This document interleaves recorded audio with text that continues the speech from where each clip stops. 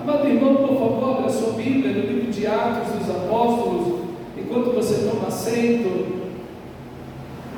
Nós nos encontramos nesse mês em que estamos meditando sobre o tema Abertos para a Reforma.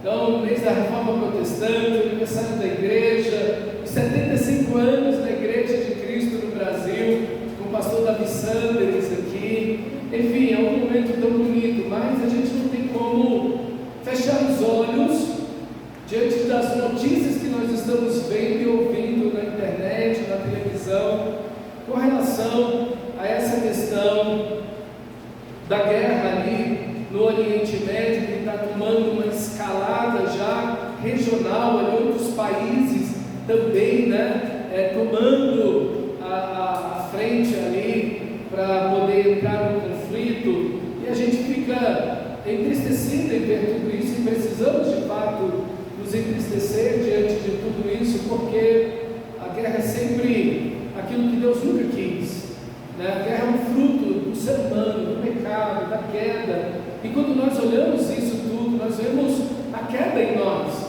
Nós somos a geração que tem o maior nível de tecnologia jamais visto na história da humanidade. O ser humano nunca teve tanta informação, tanta educação, tanto acesso a tanta informação e educação. Mas nós vemos que, apesar de tudo isso ser uma vantagem maravilhosa, não resolve o problema do mal, do pecado, da queda. Então todo esse cenário que nós vemos, não apenas ali no Oriente Médio, mas também em Rússia, Ucrânia, na África, quantos países em guerra civil, enfim, tanta injustiça no mundo. Nós vemos que o ser humano, apesar de tudo que ele possa adquirir, não resolve o problema, não equaciona o pecado, a maldade, o ódio, o racismo étnico, cultural, que nós estamos vendo aí na guerra ali no Oriente Médio. Não resolve, não há dinheiro, não há estudo, por melhor que seja, nada disso resolve o problema do mal no coração do ser humano, a não ser que Cristo Jesus adentre a nossa alma. É interessante porque onde está acontecendo o conflito que hoje nós vemos é a terra onde Jesus andou, onde Jesus pregou, ensinou, fez milagres, libertou, pregou o Evangelho do Reino, trouxe luz no meio das trevas. O povo, diz Mateus capítulo 4, o povo que habitava na região da sombra da morte, resplandeceu-lhes a luz, Cristo Jesus. E ali Jesus empregando o Evangelho, chamando aquelas pessoas a voltarem-se para Deus, porque tanto judeus quanto muçulmanos acreditam em Jesus. Todos eles acreditam em Jesus. Chega para um judeu e pergunta: quem é Jesus? Ele diz: é um grande profeta. No Alcorão está falando sobre Jesus e diz assim, parafraseando, que Alá o abençoe, porque um grande profeta de Deus, de Alá. Então assim, todos eles acreditam em Jesus como um grande homem de Deus, como um grande profeta, mas nada muda a vida dessas pessoas. Eles continuam se odiando e se matando por tanto tempo. Enquanto Jesus for apenas um grande homem para você, um grande profeta para você, mas se ele não for o Senhor da sua vida, o problema do pecado na sua vida nunca se solucionará. O problema do mal na sua alma nunca acabará. Jesus não é um grande homem, Jesus não é um grande profeta. Jesus é o Deus vivo e todo-poderoso que veio movendo aquela cruz e substituindo a mim para vencer o pecado, a morte, as trevas, o diabo naquela cruz e nos dar vida e vida plena e vida abundante. Esse é Cristo Jesus, o nosso Senhor. Esse é o nosso Senhor. E a igreja que é capaz de reconstruir um mundo em conflito. É sobre isso que eu quero meditar hoje com você. Quais as marcas dessa igreja que é capaz de reconstruir o mundo em conflito? Porque quando a reforma protestante, que agora no dia 31 nós comemoramos o aniversário da reforma protestante, a reforma protestante acontece na Europa no século XVI,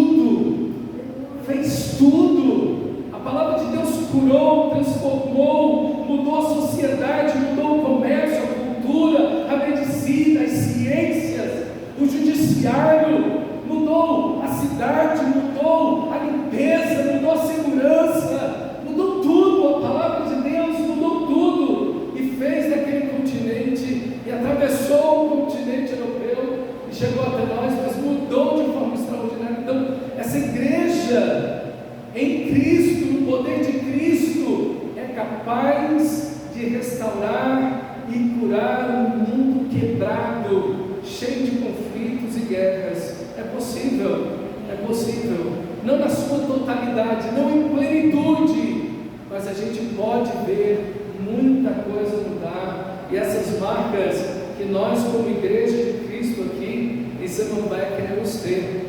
Atos 2,41 diz: os que aceitaram a mensagem foram batizados, e naquele dia houve um acréscimo de cerca de 3.000 pessoas. Todos se dedicavam de coração ao ensino dos apóstolos, à comunhão, ao partir do pão e às orações. Havia em todos eles um profundo temor ou obediência, e os apóstolos realizavam muitos sinais e maravilhas. Todos os que criam mantinham-se unidos e compartilhavam tudo o que possuíam, vendiam propriedades e bens e repartiam dinheiro com os necessitados. Todos os dias adoravam juntos no templo, reuniam-se nos lares para comer e partir o pão com grande alegria e sinceridade de coração, sempre louvando a Deus e desfrutando da simpatia de todo o povo. E a cada dia o Senhor lhes acrescentava os que iam sendo salvos. Esse é o texto da Reforma Protestante. Toda vez que a igreja tem um avivamento, toda vez que a igreja se volta para Deus, esse texto se torna central. A igreja na Reforma Protestante olhou para esse texto e diz: nós queremos viver isso. No segunda onda do avivamento, no ano de 1801, a partir daí, quando a igreja de Cristo nasce, esse texto se torna um pilar, e ele realmente tem essas marcas de uma igreja que prevalece, de uma igreja que pode mudar, que pode curar um mundo quebrado em conflito. E aqui nós vimos no domingo retrasado 3 marcas desta igreja, e hoje eu gostaria de ver ainda algumas com vocês. A quarta marca que o texto nos mostra é que cristãos que possuem a marca interna do Espírito Santo. Esse texto que nós lemos, ele é um texto que foi feito, que foi desenvolvido e criado no Pentecostes. Pedro se levanta, todos são cheios do Espírito. Pedro e os apóstolos se levantam no Pentecostes e pregam a palavra de Deus. Cerca de 3.000 pessoas se convertem, como diz o versículo 41, e ali então eles vivem essa vida no Espírito, eles vivem essa vida de comunidade, de igreja, de povo de Deus. E é justamente isso o que é o grande diferencial entre o povo de Deus, a igreja, de fato, e aquele sistema religioso que os judeus que estavam lá já viviam. Eles tinham o Antigo Testamento, eles tinham orações, eles tinham jejuns, sacrifícios, cultos, o templo, eles tinham tudo isso, mas não tinham Cristo. Eles não tinham Cristo, eles não tinham o Espírito de Cristo, e é no Espírito de Cristo, sua presença, seu amor, seu poder em nossas vidas, que as trevas se vão, que a luz brilha, que a vida chega, e aonde a morte, aonde a doença da nossa alma, Deus então vai curando tudo por dentro, e de dentro para fora Ele vai fazer esse milagre extraordinário. A igreja reverdece, floresce, vive, frutifica sob o poder, a presença, a intercessão, o auxílio do Espírito Santo. Nós precisamos ser cheios do Espírito Santo, dessa marca interna da santidade de Deus em nós. E a aqui, irmãos, a grande diferença entre sermos meros religiosos e de frutificar e de viver uma vida de poder. Jesus disse, antes de ser elevado aos céus, ele disse: vocês vão permanecer na cidade de Jerusalém, porque vocês vão receber poder quando descer sobre vocês o Espírito Santo, e vocês vão ser minhas testemunhas em Jerusalém, em Judeia, na Samária e até os confins da terra. Quando o Espírito de Deus vier sobre vocês, vocês vão receber poder. Esse poder vai transformar seus corações. Esse poder vai mudar a cosmovisão de vocês. Esse poder do Espírito Santo, o selo do Espírito de Deus na vida de vocês, vai mudar a vida de vocês. Vai trazer o fruto do Espírito na sua vida, transformação verdadeira e genuína, o amor de Deus transformando a nossa vida. Como diz o livro de Apocalipse, no capítulo 9, versículo 4, que os eleitos de Deus têm o selo de Deus na sua testa, aonde o mundo olha para a sua igreja, para cada cristão, eles veem em nós, eles precisam ver em nós o caráter de Cristo, a vida de Cristo Jesus em nós. Essa é a igreja que cura o mundo quebrado em conflito. Essa igreja que é bálsamo, que cura, porque ela foi curada por Cristo. É um cristão que pode ser de bálsamo para a vida do outro, porque Deus já o encontrou. O Espírito de Cristo tem curado o seu coração, tem mudado a sua vida. Ele não está falando de uma ilusão, ele não está falando de um sonho, mas ele está falando da realidade de uma vida transformada pela presença do Espírito Santo, um poder que ele não tem. O poder que vem de Deus, pelo Espírito de Deus, que habita nele. Agora ele vai viver sob o poder de Cristo Jesus, sob o poder do Espírito, para imitar a Cristo Jesus em sua vida, vencendo o pecado aqui. Não é uma roupagem, não é simplesmente um artefato, ou simplesmente uma maquiagem, ou um estilo de vida que simplesmente é externo, um estereótipo, uma coisa simplesmente seguindo algumas normas éticas morais. Não é isso. É mudança de vida, de coração. É mudança de coração. Porque se um cristão verdadeiro pudesse viver como ele gostaria de viver, ele jamais pecaria. Porque nele está a divina semente do Espírito Santo. Ele quer viver cheio da glória de Deus, cheio da presença de Deus. Esse é o sinal, é a marca interna do Espírito Santo. Nós estamos aqui acabamos de plantar aqui atrás, na igreja, para organizar tudinho aqui. E eu encontrei, durante essa semana, umas 2 pessoas. Uma delas trabalhava aqui, mas outra da comunidade, 2 homens. E esses 2 homens disseram para mim algo muito parecido. Aí eu fui da igreja por um tempo, mas a minha vida foi muito boa enquanto eu estava na igreja. Mas agora, eu me desviei já há muitos anos, e um deles me disse: eu tomo todo dia 2 garrafinhas de pinga, assim, se tem um nome lá, uma garrafinha de pinga que tem, ele toma 2 todo dia.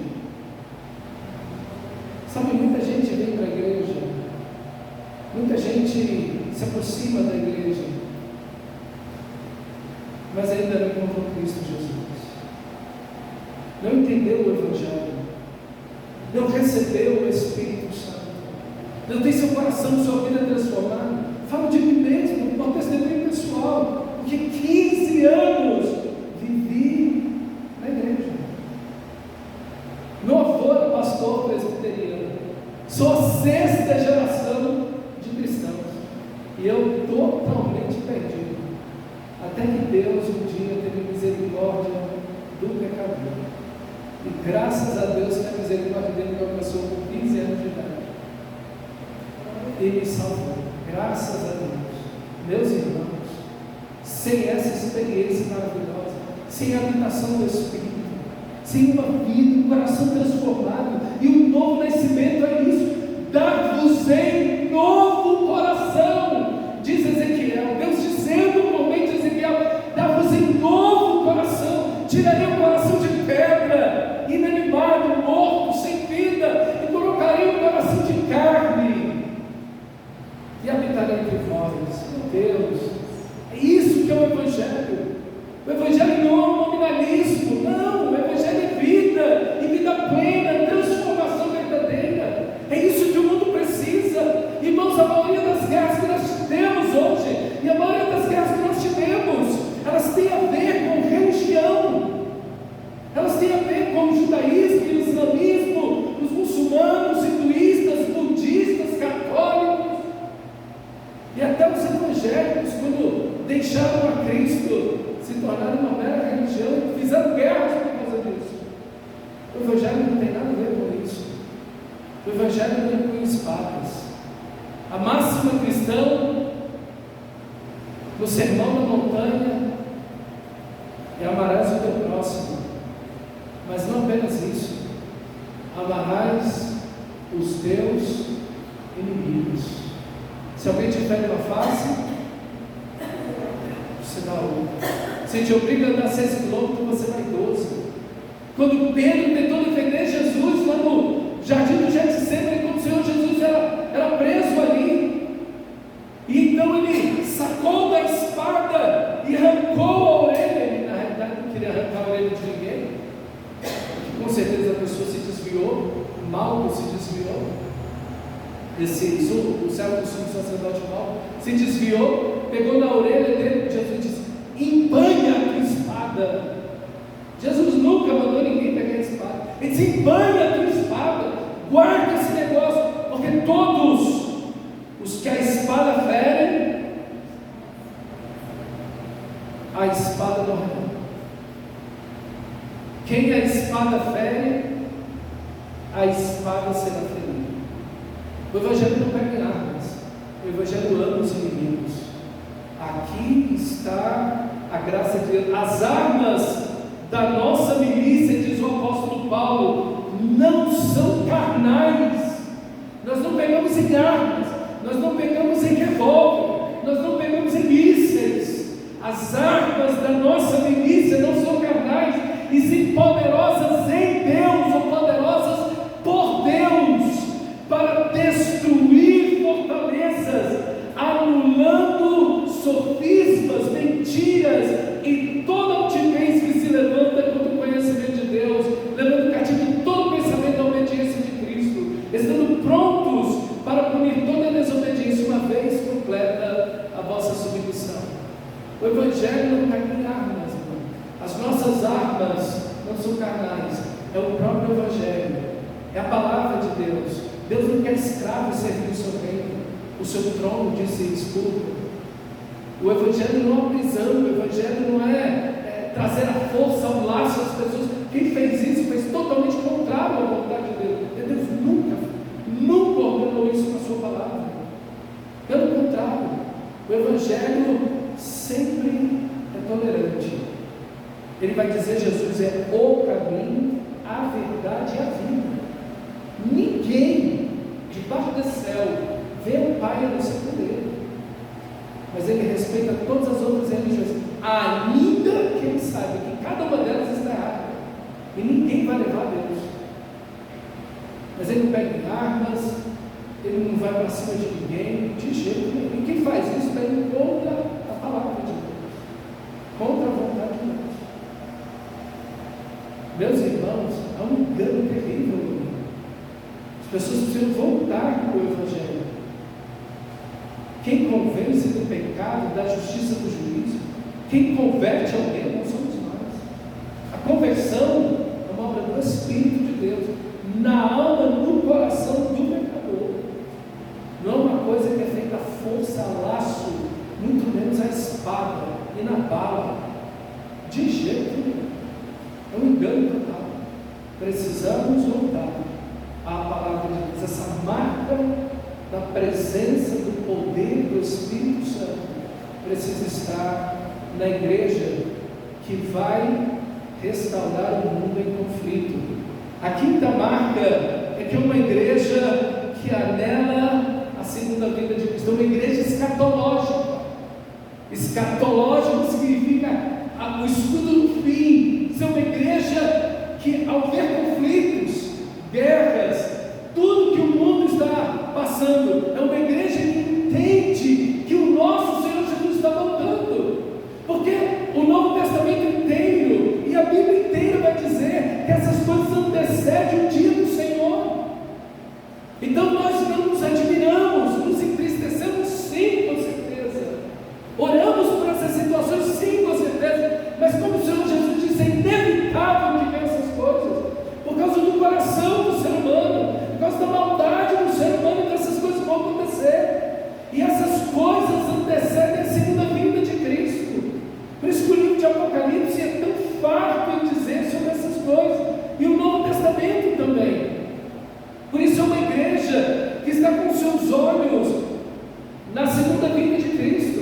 Irmãos, os estudos científicos desse ano mostraram que em 2023, eu acho que dá para a gente sentir isso na pele, foram mais quente em 120.000 anos. 2023 foi de longe o ano mais quente, não em 120 anos, mas em 120.000 anos. A segunda vinda do nosso Senhor se aproxima. A cada dia se aproxima a sua vinda, e a cada dia aproxima-se o nosso encontro com Ele. Meus irmãos, a nossa esperança está nos céus, onde aguardamos o Senhor. E enquanto isso, e aqui está a oração da igreja, o trabalho do povo de Deus, venha o seu reino, continua sendo a oração e o trabalho do povo de Deus. Enquanto esperamos o nosso Senhor, não fazemos como os religiosos, muito menos como os ateus. Os religiosos se isolam. Não, o mundo vai se acabar, nós vamos virar aqui um grupinho e esperar o mundo inteiro se acabar. Vamos para alguma fazenda, para o interior de uma caverna, para algum lugar. E os ateus se tornam ainda mais egoístas, perversos e pessoas oportunistas que estão atrás de alguma coisa,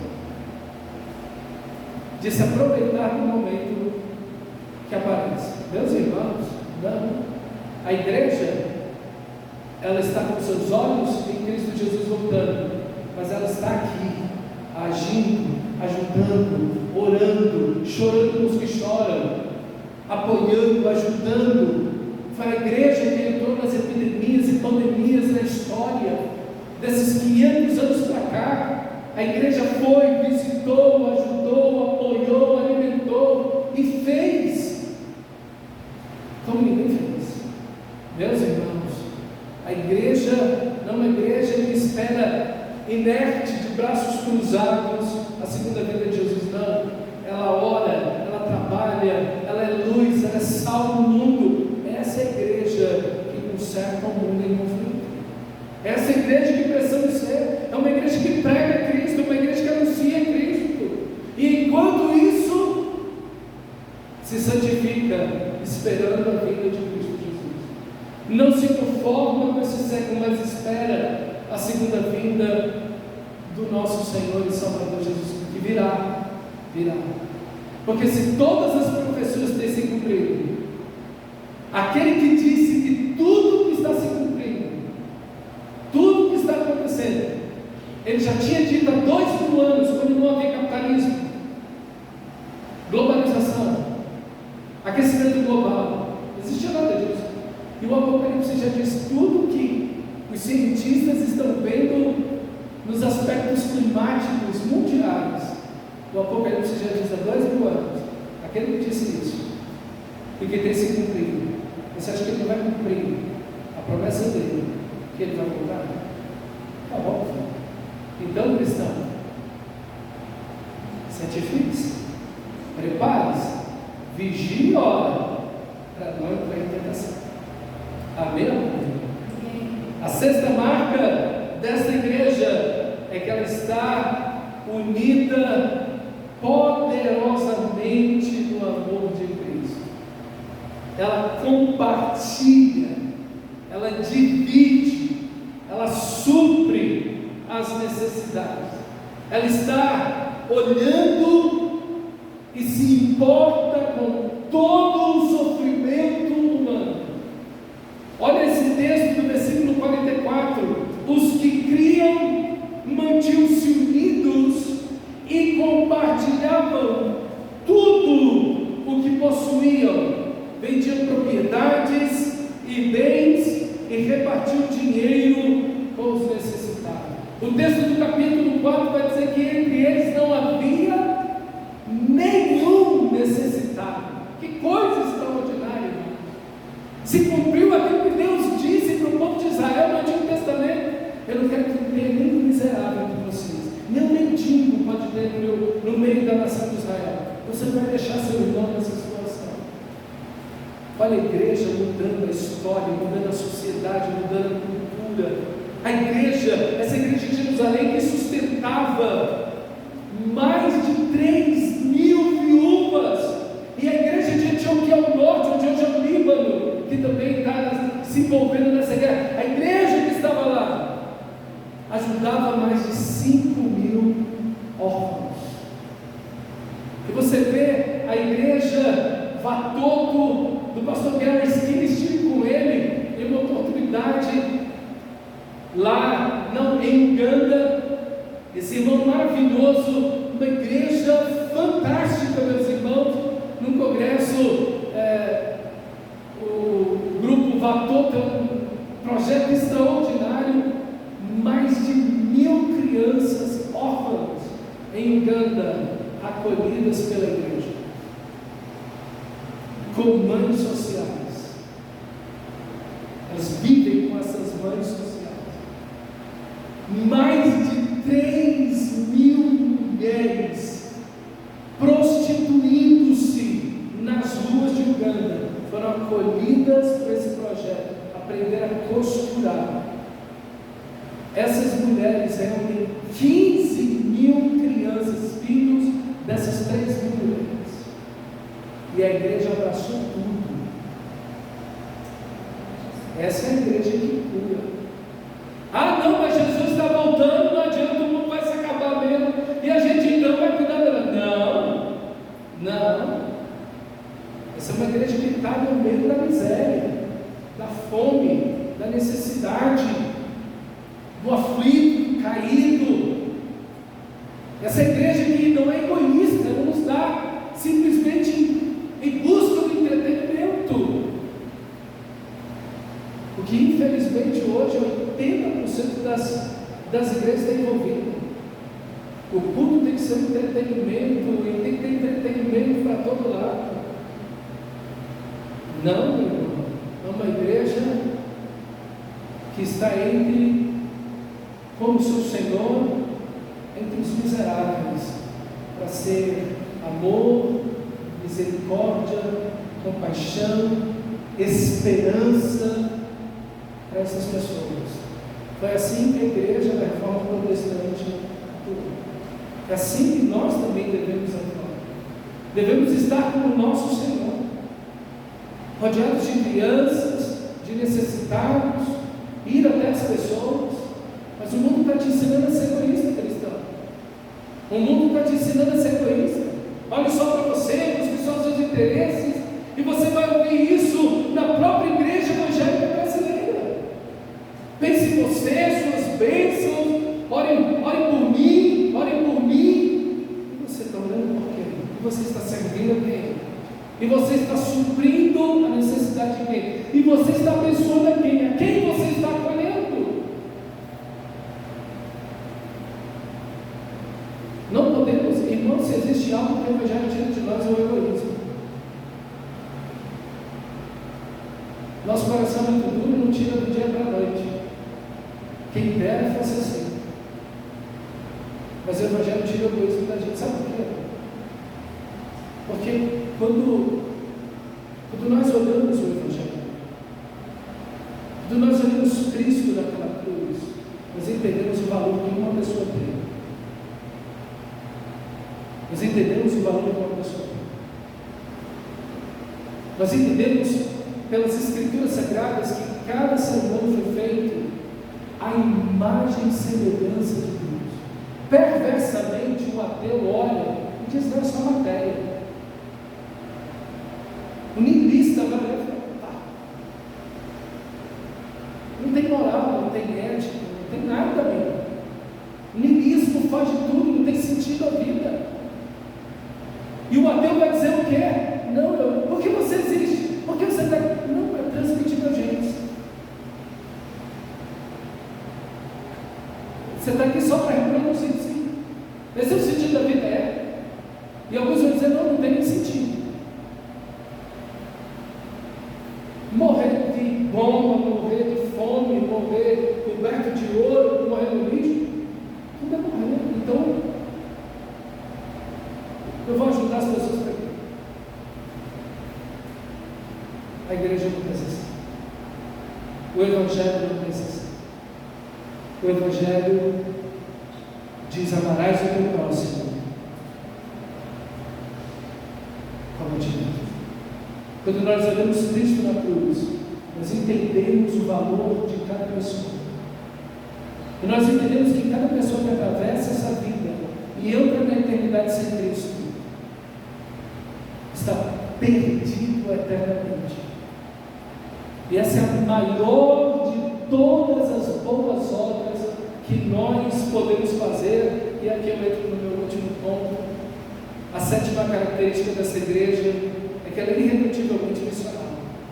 É uma igreja que não apenas está interessada em ver e chora diante do sofrimento humano, de todo o sofrimento humano, mas chora e sente, principalmente, e se preocupa com o sofrimento eterno, aquele sofrimento que durará eternamente, uma vida sem Deus, sem Cristo. Por isso é uma igreja que prega o Evangelho, é uma igreja que fala de Jesus. Jesus é o Evangelho. O Evangelho são as boas novas de Deus. Jesus não traz boas novas, não. Jesus é a boa nova do Evangelho. Ele é o amor, Ele é a graça, a misericórdia, a salvação, o Salvador, o vencedor. Naquela cruz, naquele túmulo vazio, Ele, Deus, entrou na nossa história, na pessoa do seu Filho Jesus maravilhoso, para nos salvar. E isso é o Evangelho. É quando nós chamamos as pessoas ao arrependimento, dizendo: elas voltem para Deus, façam um giro de 180 graus na sua vida, volte-se para Cristo, volte-se para aquele que perdoa seus pecados e te dá vida eterna, e ter uma nova vida agora, porque a vida eterna não é quando você morrer, não. A vida eterna começa a partir do momento que você é abraçado pelo amor de Deus, que você é abraçado pela graça, pelo perdão maravilhoso de Deus. Sua vida muda a partir daí, porque aquele que está em Cristo é uma nova criação. As coisas velhas passaram, uma nova vida se inicia em Cristo Jesus, nosso Senhor. Não existe maior de todas as boas obras que pregar o Evangelho, porque ele é um benefício aqui e agora, é uma mudança de vida aqui e agora. Essa pessoa não é mais a mesma, não vai viver do mesmo jeito, não vai repetir os mesmos pecados, não vai viver os mesmos vícios.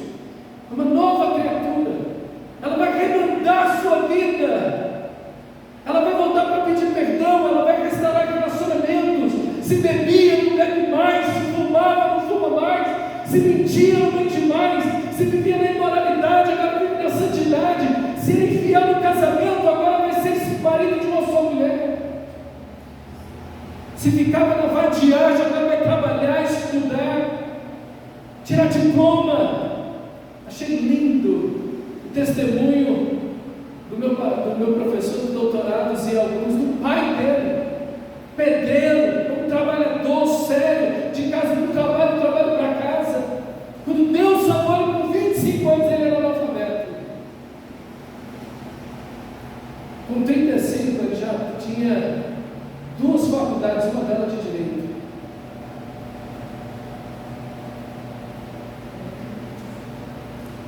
Olha só, a transformação, meus irmãos, que o Evangelho produz na Que coisa maravilhosa! Que coisa extraordinária que o Evangelho faz na vida do ser humano, irmão.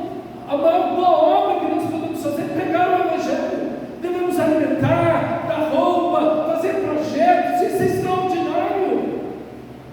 Mas o que muda a história da vida de uma pessoa é a cruz do nosso Senhor Jesus Cristo. Porque não há outro nome pelo qual podemos ser salvos, a não ser o nome de Jesus. Vamos nos colocar de pé em nome do Senhor. Dizer, Senhor, queremos ter essas marcas. Essas marcas queremos ter em